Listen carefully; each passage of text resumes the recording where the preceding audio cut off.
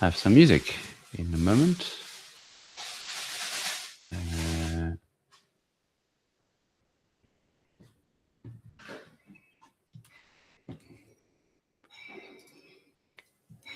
Can anyone confirm if there's music playing now? Music? Yeah? Okay. I'm just going to restart it. Yeah, for me. That worked. Yeah? Well, yeah, but I usually can't hear it, actually. You what? Sorry? I usually can't hear it Yeah. in other weeks. So, right. Yeah, last week it didn't work. Because I was trying to play it from Google Meet. yeah, I remember you said, from Google to Google, and I think that didn't work. Now it's from playing from Safari. So I'm going to start the recording, and then I'm going to start the music. Woo!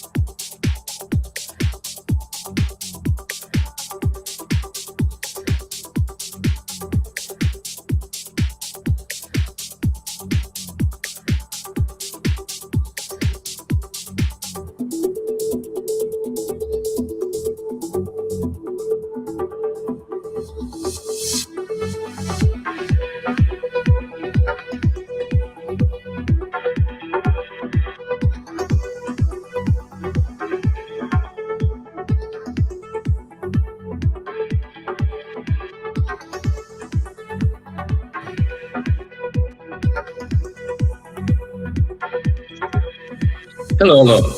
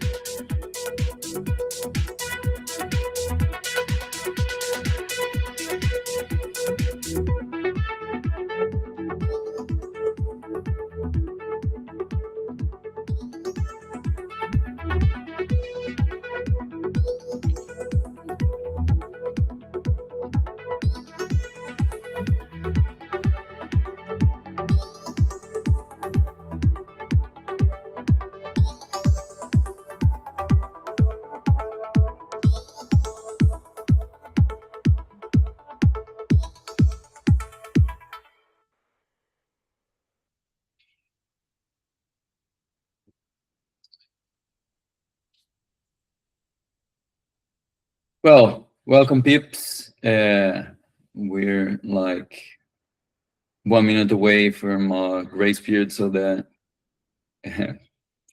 we can let more people join. You can carry on beatboxing for the last minute if you want. Boom, boom, boom. Maybe not as good. Yeah, well, not one of my greatest skills. Yeah, I'll spare everyone. So I'll be your host for today. We have a few topics on the agenda, a bit more updates as things keep moving forward. I see we have a few less people than on Barrio speed dating last week, though, well, more people are bound to join as punctuality. I don't think it's our strongest suit. Yeah, there's that too. Yeah, tomorrow's a holiday. And so first topic on the agenda is the assets situation. And for that, I think Ben is gonna give us an update. Who, Ben? Me, Ben? Yes. Yes, I am. Yes, I am. The update is we have the containers. We successfully concluded the legal agreement. Everybody signed. That happened middle of last week. And it followed a really nice in-person get-together at the Burning Man European Leadership Summit a couple of weeks ago in the Netherlands, where we were all able to get together from NCA board and from NORG leadership as well, and have a like proper, constructive, in-person discussion about everything. So that was really helpful. So yeah, headline is containers are secure. We have the stuff, and we will be using the stuff for the event. So next steps there is we're hoping to be able to continue to transfer further assets, non-physical assets. So particularly the NORG mailing list. We've been talking about potentially getting access to the NORG mailing list, and potentially as well the old like materials from the drive. So all the old documentation, process protocols, and all that sort of stuff. But that's just what we've been talking about on the board. That's not really a discussion that we've like actually properly started. So we'll be exploring that in the coming days and weeks. So consider yourselves updated.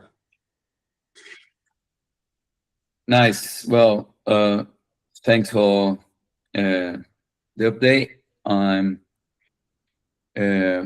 Well, don't see any questions. We can move on to the next one, and if there's questions at the end, we can always come back. So now for ticketing update, I think Pablo is going to give us some news. Is that so? I think Aaron is not here. If you are here, speak up. But ticketing is going well. Just reading here, not get it wrong, but I think there's certainty that we will reach break even, which is amazing. That means that with all the plans that we have, all the things we want to do, we think this will not be running at a loss. That's great, considering how late we started compared to other years. We are headed towards a range that feels exciting, but we cannot make a point prediction, because right now we're right after the first wave. And maybe what was great about this wave system is that there was an incredible rush of sales right before the price increased. So even a small thing in the calendar, just like this 20 euros increase, made a lot of people buy tickets. I think we sold even more than after opening tickets. Now we're 2 weeks away from that second wave. So once we have the second wave, I think we'll have a really good idea of how many people we'll end up with at the event. We also have quite a bit of time. But so far, yes, we don't have to worry about it financially. It's not technically ticketing, but I do want to say that there's a big part of ticketing missing, which is that when somebody finishes the ticket, we should have a much easier sign up for shifts. So Peter and I and Laura are looking into how to improve that flow. Having a thank you page, when you buy a Ryanair flight and then you can book your hotel, book your car, I think we should be sending people to book their shifts. That's not there. There's a little bit of friction. Some of that has been removed since yesterday by Peter, but we're going to make it a lot easier, I think. So big thing we need to do. Stay tuned. I don't know if we put the buses. Is anybody going to talk about buses? But you can go ahead. Oh, sorry, I didn't see it in the agenda. Okay, then I leave it for you. That's ticketing. But you can do it. Okay. Well, I don't know the details, so maybe we go to Daniela on this. Well, Okay. So yeah, Daniela is going to give us this buzz and general websites update. Go ahead, Daniela. Yeah, so you can go to the website now and find the information for the buses. Tickets will go on sale on Monday, which is great news. You can find all the information about that and how to get to nowhere to elsewhere there.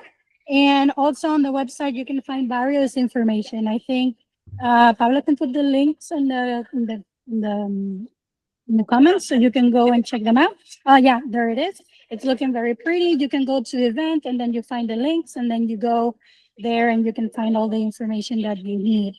And also on the website updates, I think that was it, because I think Pablo said the other thing, right? What you just said about... Sorry. I said that we're going to make a flow for people to join volunteering a bit easier, because right now there's a few things you need to do, and we're going to simplify that. But yeah, new sections are join a barrio, bus tickets, survival guides should be coming in a couple weeks. But yeah, it's starting to be much more complete.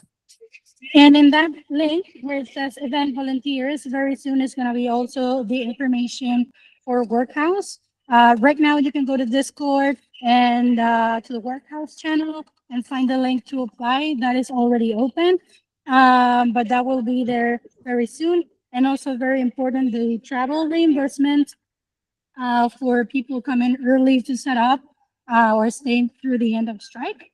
That is also open. So if you are one of these people that can use some support and are coming to help us from the very, very beginning and to the very, very end, you can apply to that travel reimbursement and you will find all the information also there on the website soon. You can also write to travelclaims@nobodies.team and we will get back to you with information.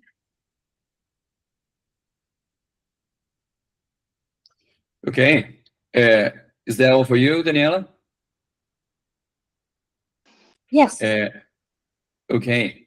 So now Frank is going to update us on coordinators. Well, like on volunteers, but yes. Let me share my screen quickly. So I'm going to present in a format that is called a shit sandwich, where you'll have something good, something not so good, and something good again. We'll start with the good part. We've had a redesign of the pages, if some of you've seen it, to make it easier for people. Laura and Peter have been working on this. Everything is smooth, comes on with everything by default.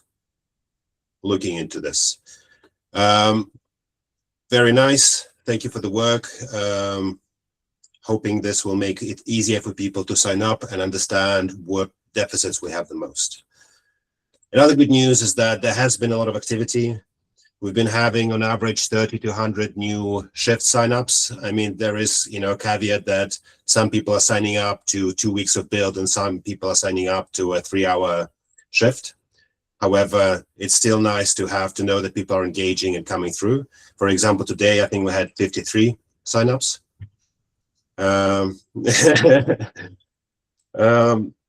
So yeah, the process is happening and it is going. Now, the middle layer, the favorite layer of some, is that the numbers don't look very good. We do need quite a big push. So for example, slot is a single shift, right? So keep that in mind. But however, you can see that we have those numbers, 42% for setup, 23% for the event, strike 12%. And this is across the department. So not a lot of departments have over 50% capacity. And the most critical is that we have big gaps in infrastructure, specifically early build infrastructure. You can see the red ones are the ones that filled in, the gray ones are still missing. We need quite like another 15-ish people during the early build that can commit themselves. And we've had some people stepping up already, which is great. And then obviously we needed, more people for the rest of it. I'm not going to go into each department. There's going to be some more emails coming through. You've been receiving some emails, but I just wanted you to bring attention that, look, these are the numbers. You can see them. I'm working on the fact that all the leads are able to have visibility on this, to be aware of what's happening around them. The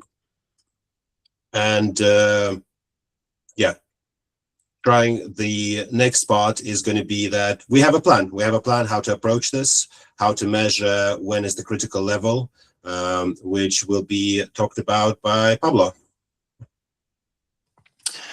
Perfect. Let's do it. If I can find it. Here we go. So, the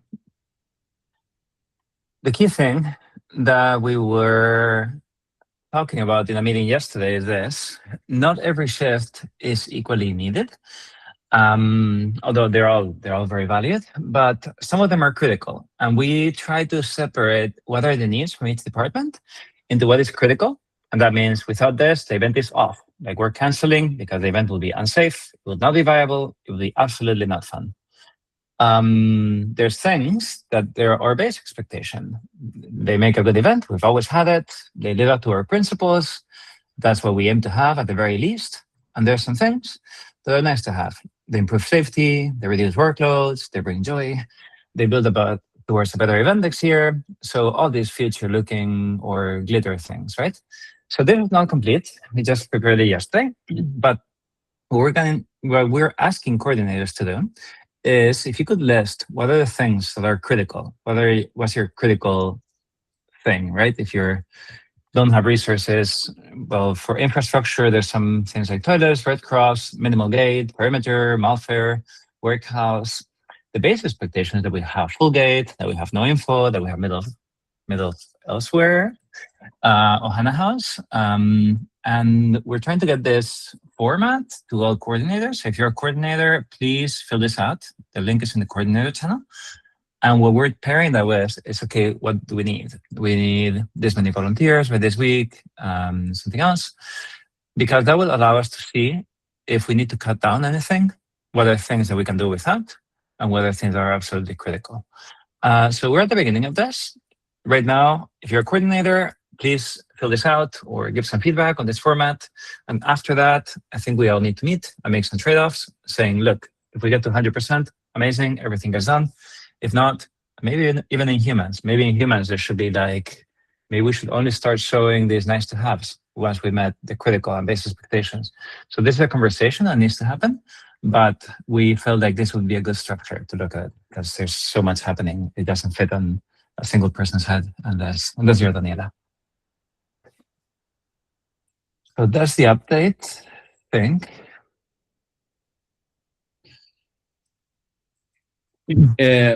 Okay. Well, last item on the agenda was some final comments from Ben. Whoa, that was quick. So I was just asked to share some of the thoughts that emerged also in the sense check meeting that we had yesterday with the board and the coordinators, because I think there is a feeling among some of us, basically a feeling of pressure to live up to a particular vision of what the event has to be. And so,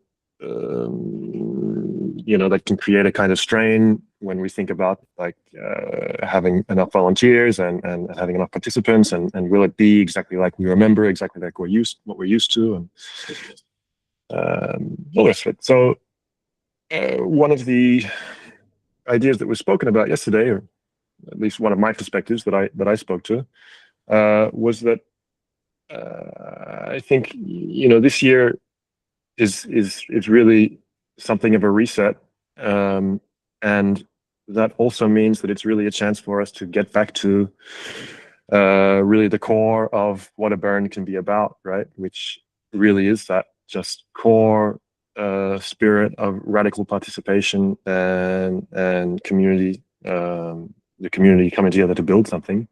And how that looks in the end is in my mind actually just secondary to the process of us all coming together, however many we are, whoever we are, whatever we can do, and just building something together, right? So it was really just to say, and what was said yesterday was like the priority for all of us on the board and among the coordinators is just making sure that this process of community collaboration and building goes as well as possible. The priority is not to achieve some kind of particular standard of event experience or something like that. So yeah, it's for me, it's kind of an exciting experience to see like what we're capable of when we really have to start figuring it out. And so yeah, that was just kind of the sentiment. Like let's just all really like bring that kind of creativity and openness to it, and really see what we can build together. That's all really. Michael, you want to jump in? Nice. Yeah, thanks, Ben. Michael raised his hand. Go ahead, Michael. Yeah, just to piggyback off that, I echo Ben. I think we don't have to deliver some sort of super special, best burn, best nowhere ever to people. I think just part of the pressure that I think I'm feeling, I'll just speak for myself, I won't project outwards, but I know TK has had similar feelings, is the desire to make sure that the standard that we're delivering to our volunteers is of a, yeah, because this is a new event and it's a new thing and it's a new journey. But I think also just making sure that I think the pressure is tending to come from the standard of the experience that we're delivering to our volunteers, that when they come on site and they come to step up. And, you know, I think that's the most amazing thing every year, is that you just get new people come who are like, I've never done this before. I'm not just going to volunteer. I'm going to be a manager in some sort of weird, dysfunctional dirt rave, gay orgy, human resources bureaucracy. And I think it's just making sure that people are supported. That's the cornerstone. So if at 4 o'clock in the morning, someone says, do you know what, I'm really willing to be the Spanish medical interpreter, or somebody says that at 9 o'clock in the morning on Sunday, we're going to make sure that we can sell ice sales.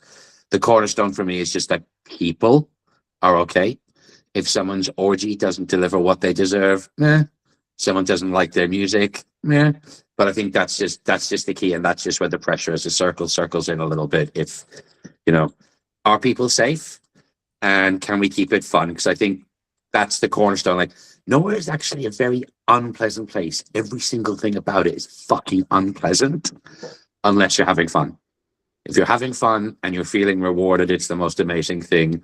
Otherwise, it's just the worst job in the world in 40-degree heat, and you've been sleeping on the dirt on a pile of rags for 5-6 days. So I think, yeah, that's just the cornerstone. And I think you're right, Ben. We can shed the expectations of this having to be the best burn ever. But yeah, just keeping that cornerstone of the people as to what we do, because that's the only place I feel pressure is, are people safe? Are people appreciated? And have we asked people to step forward and done something and met our commitment to them, which I get the sense everybody is really trying to do. So there's no issues there.